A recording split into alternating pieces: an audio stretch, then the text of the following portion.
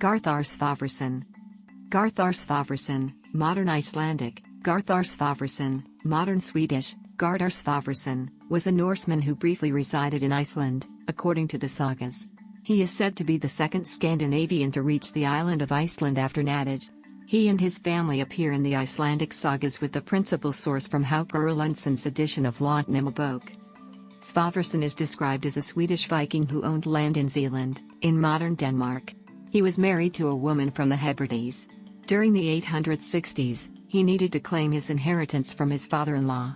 During a voyage to these isles, he sailed into a storm at Pentland Firth.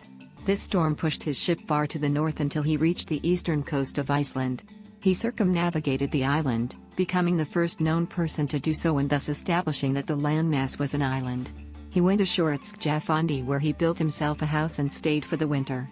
Since then, the place has been called Húsavík, located in northeastern Iceland. Having returned, he praised the new land and called it after his own name Garðarsmi, see Names of Iceland. Nothing is known of his fate thereafter, but his son, Uni Danski, Uni the Dane, later emigrated to Iceland. He made a feeble attempt to win it for the Norwegian king with himself as earl. He had discussed this with the king, but when the local farmers knew his intent, they would help him in no way and soon he was killed. Uni had a son, Rortungagathi, who was referenced to as priest in the sagas of Icelanders. Ror quarreled with other men and was twice challenged to a hill battle and won both times. He killed his opponents but was eventually murdered but then avenged by his son. Ror's wife was Arngunnr, sister of Gunnar Hamondarson, who is one of the main characters in Jarl's saga, the longest and generally considered the greatest of the Icelandic sagas.